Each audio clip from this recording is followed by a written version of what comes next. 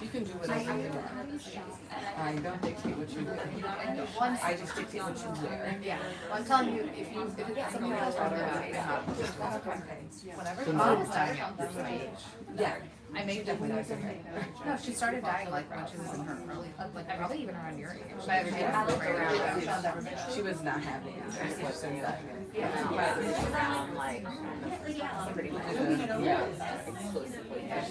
So Maddie, So then I'll look at like releases, favorites, popular, and then I might go back.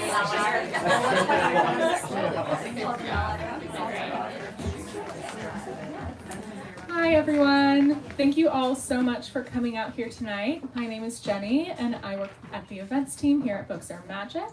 Before we get started, I just want to point out some logistics and housekeeping for how tonight's going to go. First, we'll be doing a hand-raised audience Q&A towards the end of the event, so start thinking of questions to ask now and raise your hand when the time comes. Lindsay and Anthony will repeat your questions into their mic to ensure that viewers on the live stream can hear as well. After the talk tonight, Lindsay will be signing and personalizing books at the alcove right next to the register at the front of the store. And if you're joining us virtually on the YouTube live stream, we'd love to encourage you to buy a copy of Do Tell online using the link in the live stream description. Okay, so tonight I'm excited to introduce Lindsay Lynch and Anthony Marra, who are here to discuss Lindsay's debut novel, Do Tell.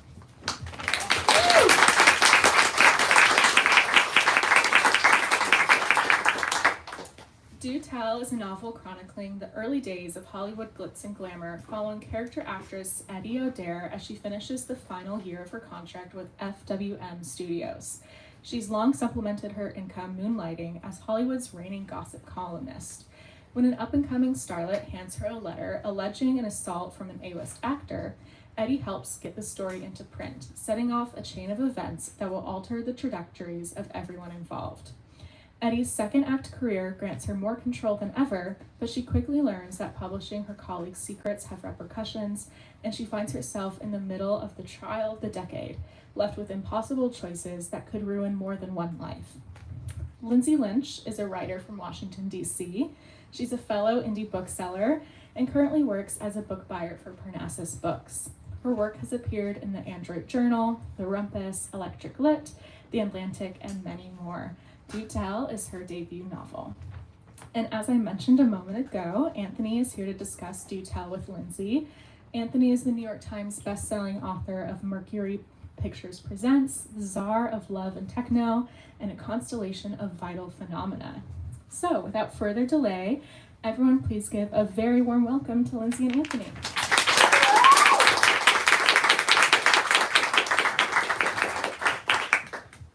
Thanks for being here. Before we get started, I just want to say thank you for being here, Anthony. Well, thank you for having for having me to chat with you. This is one of my favorite books of this year, so this is a real treat for me. Yeah. For the audience, last time I saw you was about a year ago, maybe August, when Mercury Pictures Presents came out. And we discovered that we both had a deep and abiding love of Golden Age Hollywood. I helped him sign 1,000 books, so we had plenty of time to talk about it. And the other thing was, actually, so my dog, if you follow Parnassus on Instagram, you've definitely seen the shop dogs. Mine is the very, very large King Charles Spaniel. Barnabas, yes. And he has a very specific vibe check. Like, most people do not pass it. And if I remember correctly, he like fell in love with you as you signed books. Like it was like a slow burn romance. It was beautiful. You know, we saw eye to eye. Yeah, he is a very sweet pup. Anyways, I'm gonna read for very briefly, and I might steal your book to do that. This is my first week doing events, so I'm gonna start at the beginning. And I'm just going to read a brief bit from chapter 1. And I'm not going to look at my friend, he's crying in the second row. The last time I saw Charles Landreau in Los Angeles, he told me I had gotten everything wrong. Everything, I asked him. Everything. It wasn't the first time someone had leveled this accusation against me, and I was certain it wouldn't be the last. Actors talk so much, not enough people focus on the things they won't say. So I did. I built my career in silences and averted glances, paying attention to who missed work, who skipped parties. I asked why, and when no one answered, I filled in the blanks myself. The day I talked with Charles, I considered asking him to give me whatever he believed to be the correct story, to tell me what I had missed. By that time, he was blacklisted from every studio in Hollywood. He had nothing to lose. But he didn't want to talk. He paced around my living room and made reference to a party we'd all been at before the war. He had every reason to remember it well. It was his engagement party. That was all he had to say. Charles Landry was done talking for a while. I told him to gain 10 pounds and join the army. He did. Let's talk about the night in question, the night I allegedly ruined a life, or two, or three. Thomas Broadbeck's party celebrating the engagement of FWM studio stars Charles Landry and Nell Parker, August 1939. The guest list included a group of people whose lives would be altered by that night. Charles and Nell, Augustin Charters and myself, Margie Prescott and her notably absent husband, Hal Bingham, and Sophie Melrose, a young actress who only wanted to go to her first Hollywood party. Finally, there was the man who had not been invited, but arrived anyway, Freddie Clark. When I told my brother Seb we'd be stopping at a party that night, I might have intentionally withheld some details. It was his first day in Los Angeles, so the name Thomas Broadbeck meant little to him. There wasn't any reason why Sebastian O'Shaughnessy, darling of the New York literati, should have any idea who the FWM studio chief was, or even what a studio chief did. As soon as I began listing the names of actors and actresses, though, Seb understood. "We won't have to stay long," he asked. "An hour at the most, not even that," I said. I told him we had to say hello to Broadbeck and congratulate Charles and Nell on their pretend engagement. Public appearances like these were part of my contract with the studio. I had convinced Seb to move to Hollywood on the pretense that I was a moderately successful actress who could land him a job screenwriting. The thing is, I really was a moderately successful actress who could land him a job screenwriting. My only omission to my brother was that I only had 3 months left in my contract, and FWM Studios didn't renew contracts for moderately successful actresses. "Anyway, you have to talk to Augustin," I said as I poured us each a glass of whiskey, mine on the rocks, his straight. "I don't know who that is," he said. "You'll love him," I lied. "He runs all the things at FWM that no one else has time to run. I already told him you'd be there. He's excited to meet you. I'm certain he can get you a job." As I began going up the stairs to change into my dress, Seb demanded that I wait a goddamn minute. Seb still had a heavy accent from our years growing up in Boston. His voice went up as he spoke to me, and for a moment I saw the young boy he had once been, the lanky awkwardness of his posture and the redness in his pale cheeks. Though we regularly wrote each other, I hadn't seen him in person for a long time. Between the two of us, I was the one who could afford to travel, and I hadn't left California since the early 30s. I talked about it in my letters to him, swearing I'd take the time off to visit, but the time off never came. "You told me I already had a job," he said. I shook my head and pursed my lips. I wouldn't have said that. Seb went over to his worn-down briefcase by the front door and began rummaging through it. He produced a handwritten letter. He went over to the couch and smoothed the letter out on the coffee table. I watched as he bent over it, carefully running his finger along each line. "There," he said, pointing to the letter. "In your own words 1 week ago, if you come to Hollywood, you'll have a job." I nodded and leaned against the banister. "Yes, you will have a job. Look at you, college graduate, 1 novel published already. You're very employable. That's why we're going to the party." "I took out my savings to come here, Edie," he said. "I got rid of everything I had. And I'm sure the mattress that lived on your floor is happy to be in a dumpster somewhere." I looked at Seb sitting in my living room, his red hair standing on end and his shirt wrinkled. He'd arrived from the train station only a few hours earlier. "I don't suppose you have a suit?" I asked. Seb was not amused when I came down the stairs 15 minutes later in a gown. The gown was on loan from a friend in the FWM costuming department. It was intended to be worn by Carla Longworth in an upcoming romantic drama, but she'd rejected the fabric choice, said the tulle made her look too wide. I wasn't sure how wide the tulle made me look, and frankly didn't care. It wasn't as though I was in the running to be the most beautiful woman at that party. Anyone from the studio would be able to identify the dress for what it was, but I could see Seb doing mental calculations of its worth. That's how it had always been with me and Seb. After a childhood of scarcity, we could never stop appraising what was in front of us. Even if I had told Seb the gown wasn't mine, he still would have resented me for making him go to a party underdressed. He spent the entire car ride over picking out his sleeves and smoothing out his trousers. Trust me, I said, they'll think it's very New York of you. That kind of credibility gets people jobs. Humiliating is what it is, he replied. Well, I'd hate for you to discover the kind of get-ups actresses have to wear to be employed here.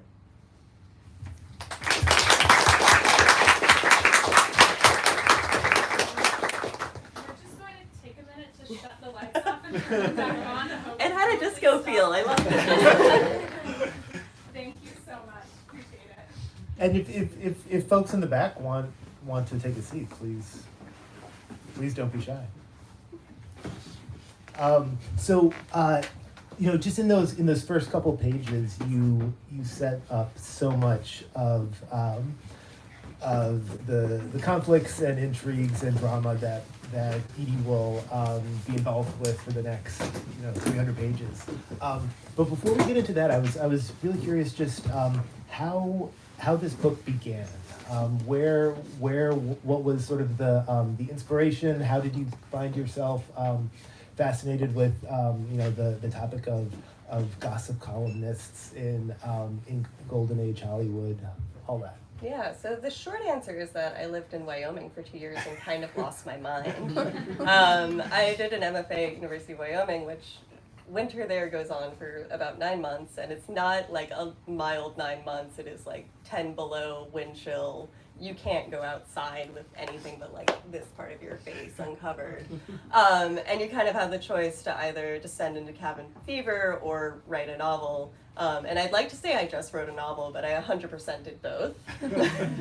I was supposed to be working on several other projects. I thought I was going to this program writing contemporary short stories, but I started this around 2017, 2018, which it's been a scary time for America for a while now, but 2017 was particularly, it was a lot, and I found that I didn't really know what to do with the world around me. I didn't know how to write about it. I didn't know how to write about people existing in this world.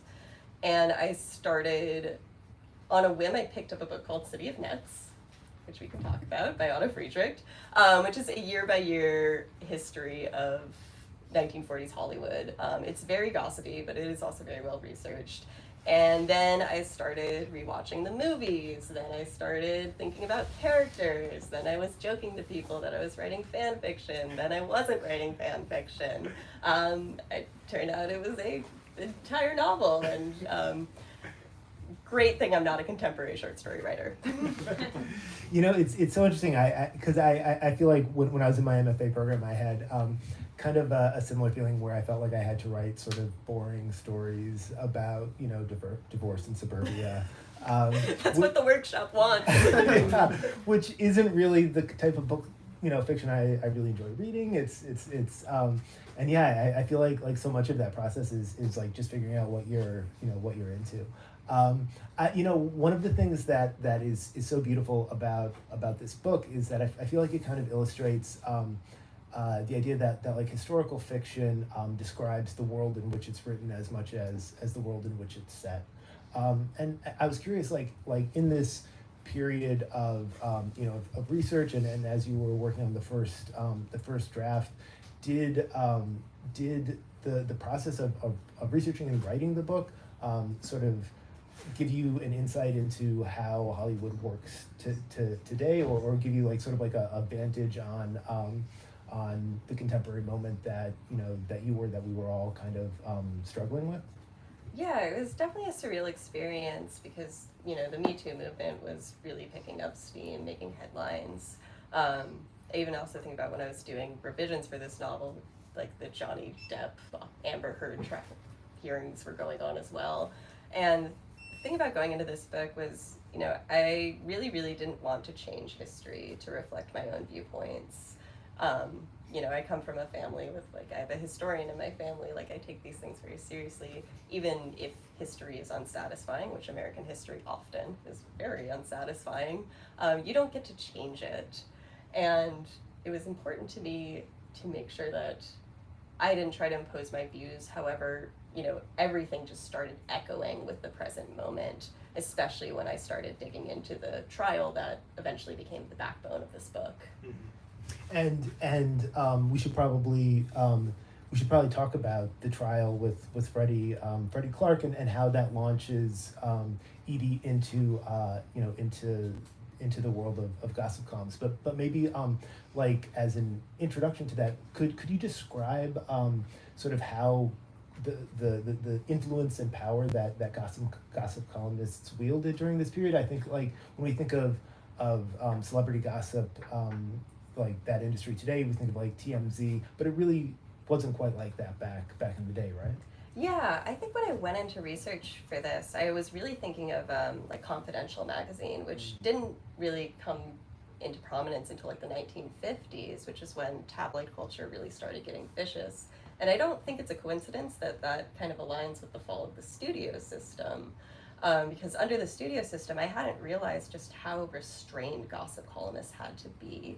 You know, I thought I would write this character who would just get the inside scoop.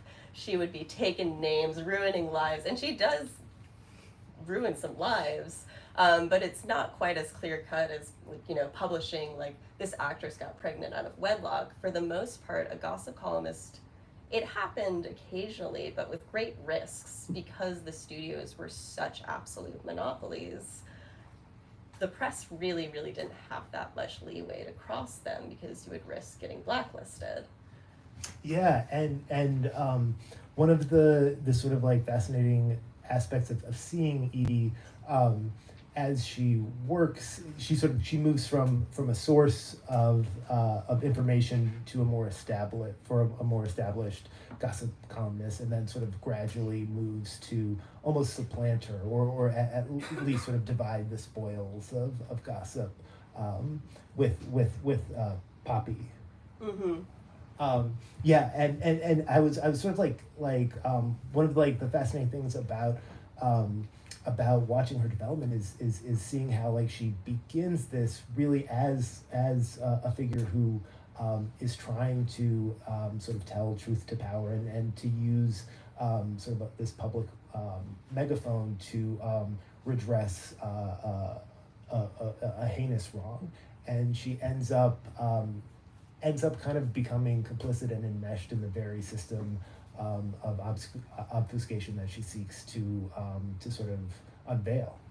Yeah, I was really interested from the start of this book. I wanted to think about a narrator who is complicit with a system that is inherently pretty abusive, especially as a white woman being complicit with a system, and over the course of the novel, having to both recognize being complicit and, you know, how the system is operating, the damage that it does, but also having a narrator who would try to save face in some way and would try to cling to, like, still finds herself trying to cling to those structures of power, even though she knows it goes against a larger, greater interest, even though she knows she's doing something wrong. Throughout every stage of this, I was very, very protective over making sure that Edie does something wrong. Like, she is not necessarily a good person. She does a lot of harm. But it was important to me to have her go through that journey and really, really hit a point where she has to reckon with her own place in this. Mm-hmm. And sort of like one of the sort of as a reader, one of the real fascinations with her as a character is seeing her rationalization, and you can both see how given the rules you know of the time in terms of sort of these studio bureaucracies, how she feels she has to, you know, play the game as, you know, as those rules are written, and yet like the fact that she also understands at some level that is that she's doing something wrong and is harming you know a number of people in small and large ways. One sort of question I was curious about when reading this is the way you researched, sort of you went about research in sort of relationship to publicity, because one of the things that's sort of like that I've found over the years fascinating about trying to research this era is so many of the sources that you would usually turn to as sort of like primary sources, interviews, you know, firsthand accounts, that sort of like make the bedrock of most research are themselves fictionalized, and the creation of you know, publicity departments such as Augustine's. Yeah, one of the books that I relied on a lot was The Star Machine by Janine Basinger. So Which really breaks down the extent to which, under the studio system, if you're an actor or an actress, you signed a contract, and for 7 years, you were pretty much, the studio controlled your life. They could change your name, they could change your appearance. There were multiple actresses who had to go through very painful, surgical procedures to change how they looked. They would invent relationships. They'd even invent hobbies. And a lot of my interest was, digging into fan magazines and seeing these pictures of famous stars doing their favorite hobby and be like, does that person really know how to fish? And finding those moments where it's I can see the hand of the publicist here, and going through those fan magazines it was really interesting. And yeah, just seeing the absolute reach of the studio system was incredible. Yeah, it's one of those things almost where what people choose to lie about tends to say, quite a bit, or tends to perhaps reveal more than they would hope. Yeah. Yeah, I really enjoyed trying to find kind of the cracks in this very, very curated persona that all the stars at the time had, because I think one of my fears going into researching this is that it's such a heavily mythologized era, which I'm sure you experience this as well. We have a very fixed idea of what these stars looked like, what they acted like, and trying to find those spaces between, the tropes that they have been set up as. You have the starlet, you have the cowboy, you have the hero. Finding the space between those tropes and the actual person was just a fascinating experience. And again, trying to find those places where you can see the publicist's hand. Yeah, and kind of this book, I Golden Age Hollywood is pretty easy to nostalgia can easily creep in, when writing about it, and I feel like this book takes pains and really successfully so to avoid those sort of nostalgia traps. Yeah, I had a lot of fear going into it, because I was like, God, there's so many Hollywood books.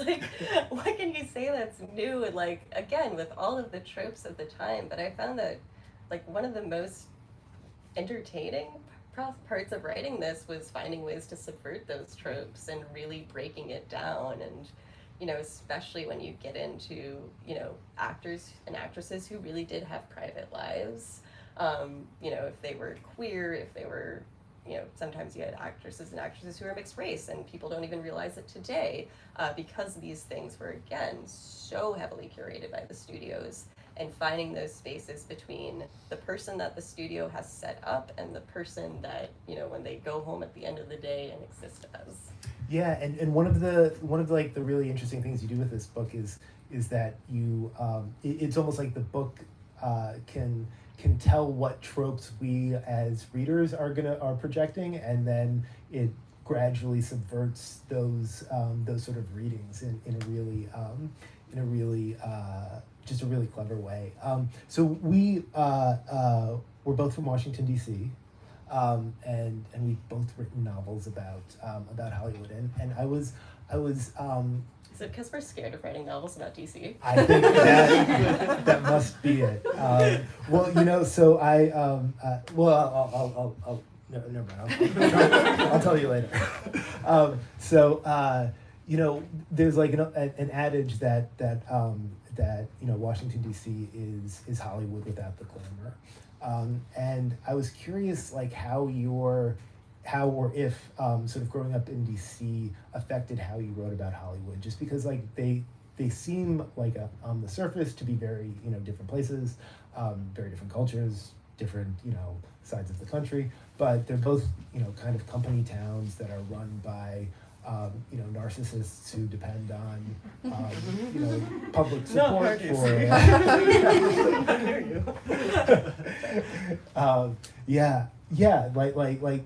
both have these very the establishments have very fraught relationships with the press corps that covers them. Public approval is kind of how both actors and politicians maintain their job security. Did your sort of experience of living in DC as as a kid influence how you approached writing about power in Hollywood? Yeah, absolutely. I mean, I've always been interested in public figures, but even more so, I think I'm interested in like the wranglers of the public figures. Like, it's very hard for me to directly write about, a famous celebrity or a famous politician, but who I love to write about is like the person who is scheduling that person, who's maintaining that person. And I think this is also the part where I say I grew up in a house with my grandfather who was a reporter. He's a political reporter for the Wall Street Journal for decades. So, every night I would go home and, have family dinner. And at this point I was like the only kid in my house because my brother had gone off to college. And it was me and like multiple sets of parents. And, it was a bizarre experience to have my grandfather, who was basically this like vessel of history. Like, he was present for so many pivotal moments. He was present for the Kennedy assassination. Let's just sit with that one for a minute. And just seeing how he talked about history and how he was very, very protective over very large political figures. Like, again, he would not talk about the Kennedy assassination. He would not speculate about it. He was very, very close-mouthed about all of it. And just the kind of protectiveness he had over it was really, really interesting. Yeah, and just sort of... And I think that's something that that you see in DC is that the sort of the relationship between reporters and the people they cover is often extends to the personal, and they there will be they go to the same parties and form friendships, and the sort of the objectivity that maybe if you're reading a newspaper you would you would assume kind of naturally gets a little complicated and muddled. Similarly to how it does with Edie and the the actors that she writes about. One of the most moving parts of this book, I think, is as Edie sort of rises in prominence, is seeing just how her friendships get really sort of undermined by the fact that everybody fears that if they say something, it'll appear in her column. Yeah, I really liked writing about loneliness with Edie, because I think it's interesting to think about her as a lonely person, because she starts off the novel as an actress, and she's only got 3 months left in her contract. She's known as being a very gossipy person. So when she walks into a room, like, she knows everybody's business. But I feel like there is always a barrier between her and everybody else. And it's a weird position to occupy where like you walk into a room, the tensions in the room, who hates each other, who's been sleeping with each other. And, feeling like you are a part of it. But I also think that Edie is just, like, she's never quite fully connected. Even though she's always thinking about these people's inner lives, there's just kind of always this distance that she has to keep. Yeah, one of so I assume that like the later revisions were written during the pandemic, because sort of towards the end of the book there's this description of Edie as being as sort of like almost losing the muscles you need to sort of socialize, because everybody is in her case everybody is trying to steer clear of her, but it just felt like sort of going back to that idea of historical fiction being something that describes like the period it's written. Like, I was just like, oh my god, that was me, like in the pandemic. I forgot how to talk to people too. Yeah, I ended up doing a pretty hefty rewrite of the book during the pandemic. Initially, like, there's a very, very early version where Edie starts off as a gossip columnist. It didn't work because nobody trusted Edie. Like, readers across the board did not trust Edie. Like, she had nothing to really work for. And writing it during rewriting the book during the pandemic was such a bizarre experience, because once I realized that the novel would go into World War II, I remember I had a lot of anxiety of like, I don't know how to write about a country under war. I don't know how to write about, places under lockdown, going out on the streets and having all the clubs and restaurants shut down. And boy, howdy did I learn what that feels like. That's that's so funny. I had never thought of it that way.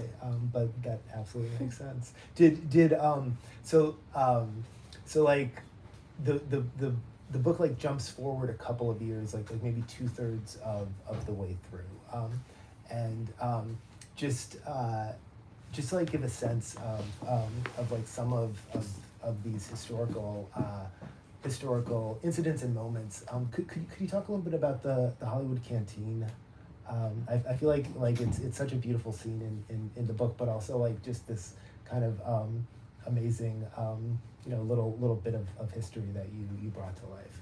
Yeah, I really loved researching Hollywood during World War II, because it was, Hollywood, as we know, is already a place of play acting and superficial, but to see, you write a lot about the propaganda machine during World War II, and I was interested in playing around with spaces where people have to be kind of performing their patriotic duties versus the people who are actually going out to war, because a lot of Hollywood actors were, voluntarily shipped themselves out to the point where I think Clark Gable, they had to pull him back. He got too into it. So the Hollywood Canteen is a moment where, originally it was the Broadway canteen where, celebrities on Broadway would serve food to people serving in the army, and then Hollywood shortly after was like, well, we gotta upstage Broadway. So they started their own version. And yeah, I really wanted to just create this space and, play around with the tension of the people who are performing their patriotic duties and the people who are actually recognizing the realities of this war. Yeah, and in the case of Edie and her and sort of the cast of characters that she spends time with, Charles is the figure who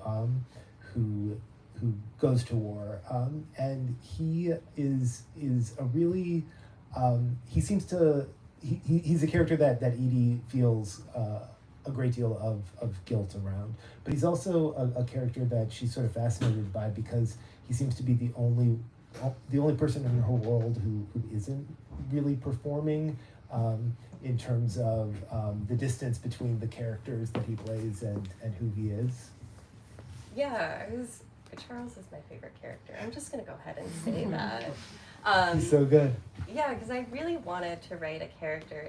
Again, looking into the studio system, the Star Machine, what I was really curious about is, what would it actually take for a studio to cast somebody out? Because they put so much into these actors and actresses, again, remaking their personas from scratch. I was curious where the line was between how lucrative a star is versus how much trouble they are. And at what point, yeah, we're all asking that question. But especially under the studio system, because, it was so contained and so controlled. At what point is a studio actually going to cast somebody out? And Charles, I think, is particularly interesting because there are a lot of ways he's othered in this system. And a lot of ways where you could make an argument that he has to be more careful than other people, other stars, and he's definitely very much a foil to Freddie Clark, who is the perfect hero, and Charles is kind of like if Freddie Clark is the swashbuckler prince, Charles is the cowboy shooting a gun, and there's just a little bit of grittiness to him, and just a couple things that he has to be a bit more careful about. Yeah, but he's also it's almost so he we won't spoil anything, but he does something that is courageous and self-sacrificial, and it's almost like he plays sort of like a Gary Cooper character in the movies, but that's kind of who he is in terms of how he acquits himself as compared to someone like Freddie or Nell or Margie or many of these other characters who are, there is just a vast difference between the kinds of roles they enact and who they actually are. Yeah, and Freddie, we can get into the Freddie question. Freddie is the number one character who very much has a clear historical counterpart. He's pretty blatantly based off of Errol Flynn, who Errol Flynn was best known for playing Robin Hood, but in his private life, he was just a terrible person. Constant fights. He would get kicked out of parties for things like punching somebody's butler. Yeah, just an all-around awful guy, which culminated in 1943. He did go to trial for the assault of 2 underage girls, and I became really, really interested in this trial just out of fascination for the fact that it had gone to trial at all at this point in history, and again, trying to find that line of like, at what point does a studio say, this is too much, this person makes us a ton of money, but we can't overlook this, and in 1943, that line is hard to find. Yeah, and just like the ways in which sort of the entire studio system rallies to his defense, despite the fact that everybody, knows, assumes that he is 100% guilty. The idea of losing somebody who is generating this much money requires just all of these sort of ethical contortions, and that's kind of what one of the things that inspires Edie to sort of become a gossip columnist, right? Yeah, it's, again, no point in the novel does anybody question what Freddie does. Like, they all know that he did it. I think at one point they just say, like, they just want to know when he can go back to work. And Edie, I was interested in having her initially try to help. So the first chapter, like, an assault does happen. It's the first chapter, it's not a spoiler. And I was interested in having Edie try to help this person and have this very individual response to it, an emotional response, but ultimately realize that, you know, you can't, like, individual gumption your way out of a system of abuse. Like, Edie can do everything she wants to help this girl. At the end of the day, like, when you are up against a system like that where, you know, abuse is built into it, like, how do you reckon with that? How do you exist under that system? Yeah, and the only way that she can succeed as a columnist is to go along with that system and to perpetuate it. Yeah, I was interested in trying to find the ways that Edie would at least try to tell herself she was being proactive. And something that was interesting about, you know, writing Edie's gossip columns was the effect of the Hays Code on all of this, and how she would write about these things, and how much subtext she had to use in trying to, you know, describe actors, or in trying to, like, throw her punches, because she really couldn't throw that many punches.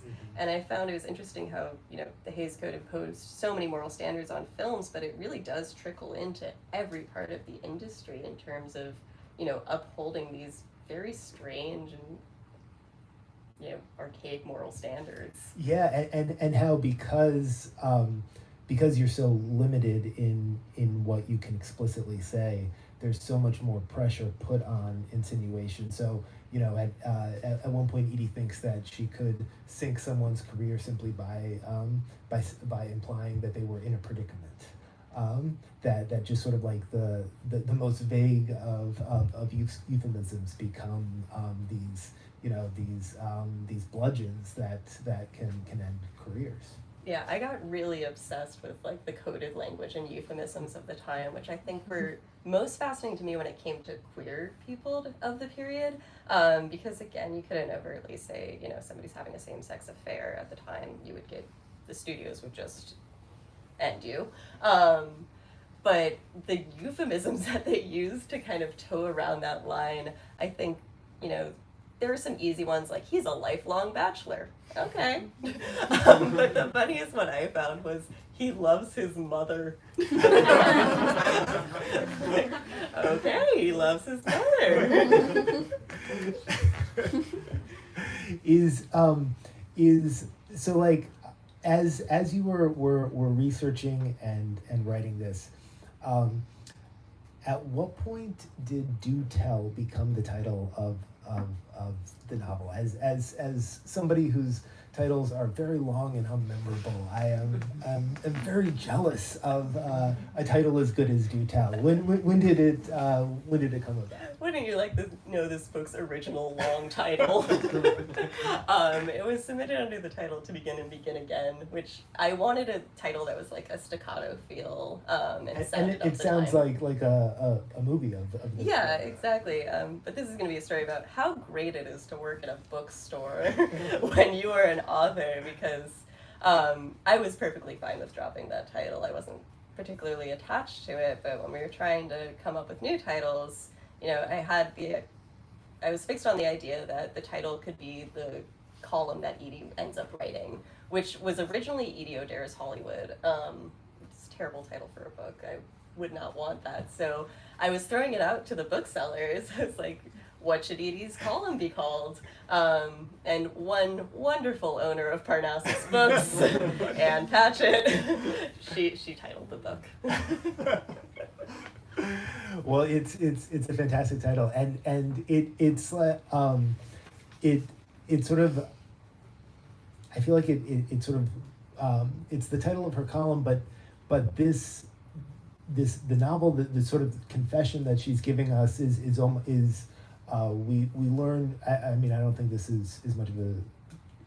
This isn't really a spoiler, but this is being narrated from the many years later, and this sort of begins as the an introduction to a collection of her columns, and it's almost like the book becomes a tell-all in itself. And I know that we're probably at the point where we're going to open it up to questions, but my last question to you is Sebastian, her brother, who we heard about in the introduction. He's really concerned about his legacy, and this novel in some way is how Edie grapples with her legacy. Do you think, like, ultimately she is proud or satisfied with what she's leaving behind? Yeah, and originally the book was supposed to be like a found object. It was an anonymously published memoir in like the 1950s, because it was really important to me to like have kind of a scope of history and have some distance from this moment. Eventually that first version, when it didn't work, I realized it could just as easily be Edie narrating from a much older age. And I think, you know, in America we get really obsessed with individualism. We love this idea of like everybody pulls himself up by their bootstraps and changes the world. And I was interested in having a narrator who doesn't necessarily, or she realizes she can't change the world by herself, but over time is changed by the world. And again, this might be a pandemic thing, because the version that I wrote in 2019 versus 2020 was so different, because I had lived through something really traumatic and terrible, and it did change me. Like, it wasn't necessarily a point of like self-growth, but you know, if Edie is narrating this from the 1980s, she's lived through the civil rights movement, she's lived through the feminist movement, and thinking about how, you know, these things, the world around you can change your perspective, even though we love to be very, very fixated on a self-help journey.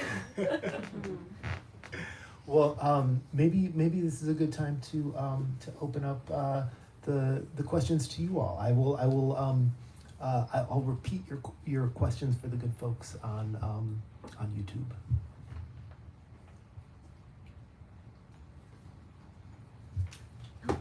I'm just curious, you talk about how the studio system like drove the gossip and all of this stuff. What you think of like today when you have like, like the Kardashians having their new show, and the opening scene is them piling like chicken fingers on their plate, being like, we love chicken fingers, and everyone watching is like, okay. So like, who do you think is driving? Do you think it's like stars because of social media, PR, dependent on the person? Like, what do you think in today's world, who has the real power when it comes to that? The question is about how the publicity machine has changed in Hollywood from the past to the present.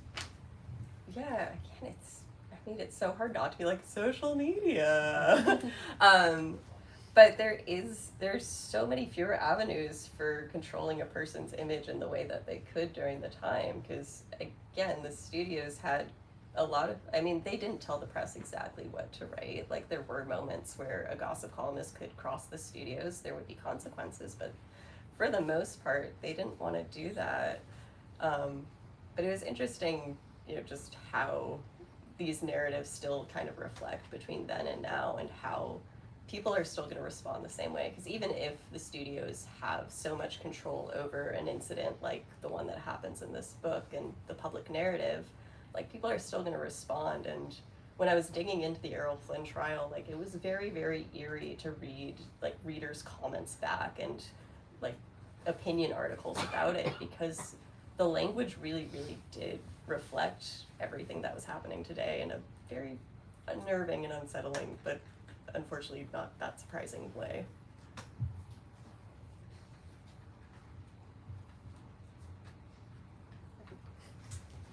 Sorry. You said that if a gossip columnist crossed the studios, they could end them, and that there would be consequences. I'm kind of ignorant about, like, what do you mean? What happened? Yeah, so under the studio system, like, the studios had a pretty intense monopoly. Like, they controlled distribution, they controlled their stars for, like, those 7 years. So a gossip columnist had to be really, really careful in terms of what they write, because if one studio blacklists you because you wrote that one of their stars was pregnant out of wedlock, the others are probably going to follow suit. And then you're not going to have any celebrities to interview anymore, because the studios own those celebrities for 7 years. So it's a really tricky game between Edie wants to get a scoop, she wants to have readers, she wants to engage people and give them exciting gossip, but she also has to be really, really careful around these just very, very vicious, like, these are the people who created Joan Crawford. You know, like, she's got to be careful around some very, very cutthroat publicists who would not think twice about cutting her off. What's one thing or a few things that you learned about writing while writing your first book? A few things that you learned about writing while you wrote this book. How to write a book. Again, I think having 2 versions of this book. So, you know, the first attempt at it, I sent it out to a decent number of agents, and I received a lot of really, really nice rejections, which I don't ever try to explain a nice rejection to somebody outside of a creative field, because they will give you the saddest look in your life. Like, they rejected you, but, like, you seem weirdly, like, honored by that.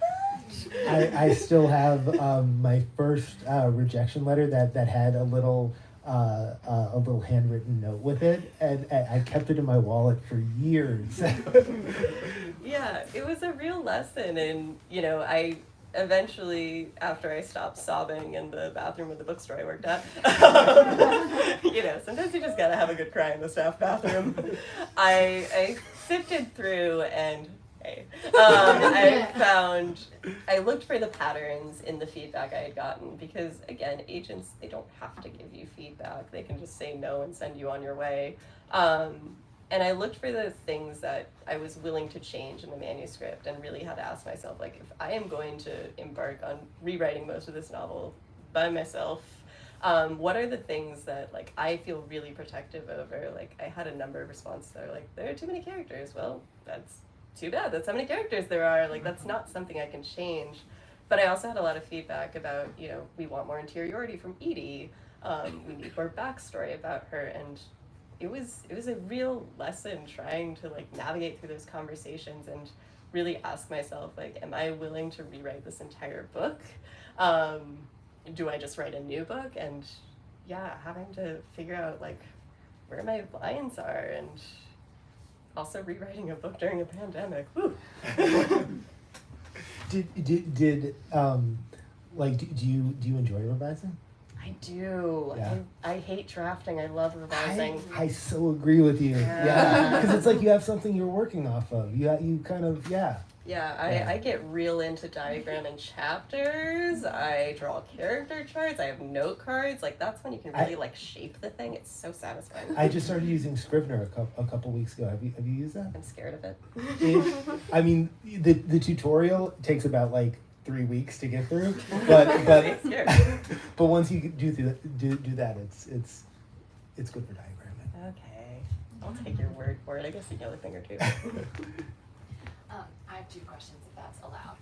So I would be really curious to hear about your approach to all the research that you did, And also, I think there's so many things to love about this book. One of my favorite things about this book is how well you named everything. Like, all the characters and all the names of all the movies are just like perfect. So if you could talk about that, I would love to hear about that. It's approaches to research and the naming of characters in movies. I'm gonna go for the names first because I love coming up with character names. I will sit there and I will say a name out loud over and over again with slight variations, especially with an old Hollywood setting. Like, I'm sure you experienced this. The names have to have like, what I can only describe as like a swoopy swoop, you know? Like, when you say it out loud, it has to have that like Edie O'Dare. My favorite name in the book is Bear DeWitt. Like, it's, I love coming up with character names and just like finding that musicality. And then as far as research goes, you know, again, back to that Wyoming winter. Let's get back to that. It was, isolation is a lot, but I think I found a way to use it to my advantage, even though I think I went a little off the rails. I was able to have a pretty immersive research experience for this because for weeks at a time, I would restrict what I watched, what I read, what I listened to. I cheated a little bit on the music because 1940s music, it's a lot of trumpets, y'all. It's a lot, but I was only watching movies made between 1935 and 1945. And I was really careful about not curating the things that I watched because I wanted to make sure that I wasn't just watching, you know, the Philadelphia Story. As much as I love that movie and can basically recite it from memory, I wanted to make sure that I watched a lot of the garbage too. So basically I'd go on YouTube, I'd type in an actor's name in a year, and whatever popped up is what I was watching. And I even split that between, you know, actively watching and also passively watching things. So there were some movies I would just have on in the background while I was, you know, doing chores or cooking, just to really pick up on, you know, the cadences of the speech, what they were wearing outside of the context of what was actually happening in the movie.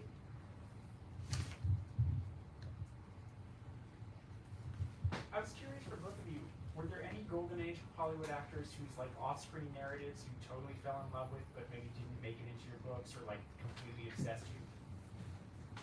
Off-screen narratives in your book. Yeah, I think so. Charles Andrew does have a on-screen counterpart who I got pretty obsessed with, Tyrone Power, who I don't know how lost to history he is. He was best known for just being like uncomfortably beautiful, to the point where like his female co-stars would get like flustered on screen with him. And doesn't he have like a brief walk-on part? Oh yeah, he does. Inez runs off with him to go fool around in a bathroom or something. I thought that was funny. Thanks for catching it. But I was really fascinated with like his duality between his private life, but also his on-screen persona had a very unique duality in that there was a kind of androgyny to him because he was really pretty, and they would occasionally even like stage and light him with a female star's treatment. So I was interested in him in particular for how he towed that line between, you know, being a masculine figure of the time, but also like, what if he got a little too pretty? He was in one of my favorite Billy Wilder movies with Marlene Dietrich. Oh yeah. I can't remember what it's called.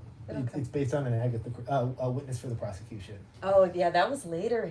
That's when he wanted to be a very serious actor. Yeah. Do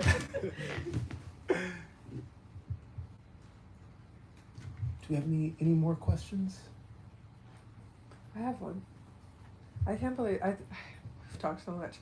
But what is your favorite piece of salacious gossip from that time period? Your favorite piece of salacious gossip from that time period? Oh man, I already used the like he loves his mother line. That usually is my favorite. Yeah, I think I really liked digging into like when gossip columnists did cross the line. Like I think there was an incident. I think it was Ingrid Bergman. There was a huge blow up with. It might have been Luella who wrote about her being pregnant out of wedlock. And just seeing like one of those moments where the gossip columnist like actually did go for it. And that would have been in like the sort of like the later 40s, right? So kind of where things were like Luella and Hedda Hopper kind of had a bit more a bit more freedom. Yeah, also digging into Luella and Hedda's rivalry, which Edie is vaguely based on both of them, and Edie also has her own rival in Poppy St. John. So yeah, digging into that rivalry and how much of it was orchestrated and how much of it was genuinely a rivalry was also really fun. Hi. Could you talk a little bit more about like the star machine of how they had to like kind of mold the stars into what they were going to become for the studios, and like if anyone in real life had like what actor or actress like kind of had like the most drastic change from who they were to who they became? The question is on the star machine. Yeah, I think Rita Hayworth to me is the most fascinating example of this. Rita Hayworth, I think her original name was Margarita Cancinos. She was Latina, and what the studios went through with her, I mean, first of all, clearly they changed her name to something that was whiter, but they didn't just stop there. They dyed her hair, so she was a very iconic redhead. But they changed her hairline. They made her undergo a procedure to move her hairline up because they thought it made her look too ethnic. So I think Rita Hayworth is probably the most extreme example of a studio really, really going in and not just remolding this person, but remolding her as a whiter person.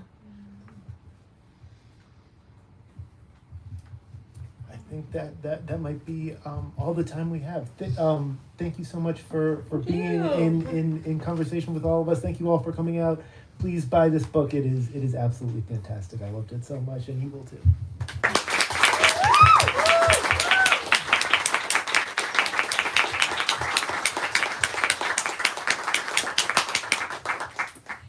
All right, thank you all so much for coming out tonight, and thanks to everyone who asked questions. As I mentioned earlier, Lindsay will be signing and personalizing books. My coworker is pointing to where that cubby is right now. We just ask that you all line up along the center aisle and grab any personal belongings with you so that we can begin to break down the space and move tables and not hit anyone. If you are interested in buying Lindsay's book, we have copies up at the front register. And we also have a public bathroom right by the Moleskine journals as well. But that's it. Let's give these two one last round of applause. Thank you.